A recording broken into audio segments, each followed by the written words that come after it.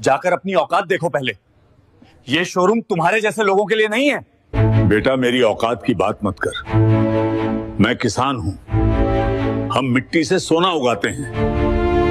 बाबा, मुझे माफ कर दो, मुझसे गलती हो गई। मेरे छोटे छोटे बच्चे हैं। उस दिन शहर का मौसम बहुत अजीब था। आसमान में काले बादल छाए हुए थे, लेकिन बारिश की एक बूंद भी नहीं गिर रही थी।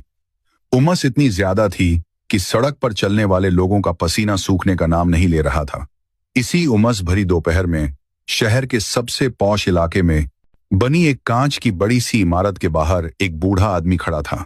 उसके कपड़े गंदे थे, धोती पर मिट्टी के दाग लगे थे और पैरों में जो जूते थे वो शायद 10 साल पुराने रहे होंगे।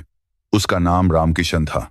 वो बार बार अपनी जेब टटोल रहा था, जैसे यह यकीन कर रहा हो कि जो वो लाया है वो सुरक्षित तो है ना।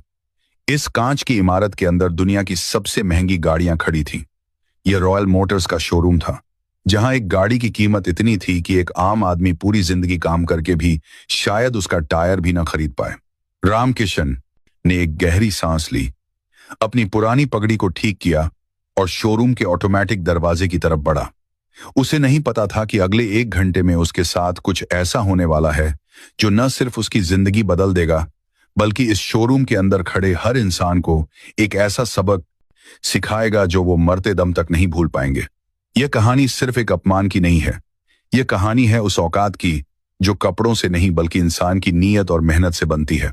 क्या रामकिशन अपना सपना पूरा कर पाएगा या अमीरों की यह दुनिया उसे कुचल देगी? जानने के लिए दिल थाम कर बैठिए। दोस्तों, अगर आप भी मानते हैं कि इंसान की पहचान उसके कपड़ों से नहीं उसके कर्मों से होनी चाहिए, तो अभी इस चैनल को सब्सक्राइब करें और कमेंट में जय हिंद जरूर लिखें।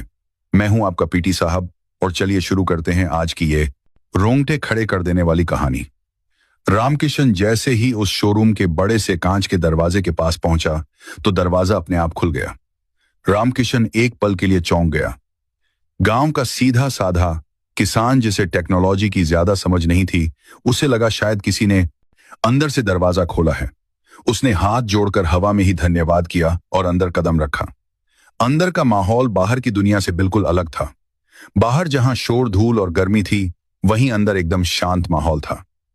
एयर कंडीशनर की ठंडी हवा ने रामकिशन के पसीने से भीगे चेहरे को ठंडक पहुंचाई। फर्श इतना चमकदार था कि रामकिशन को उसमें अपना चेहरा दिखाई दे रहा था। उसने डरते हुए अपने कदम बढ़ाए कि कहीं उसके गंदे जूतों से यह शीशे जैसा फर्श गंदा ना हो जाए। शोरूम में उस वक्त ज्यादा भीड़ नहीं थी।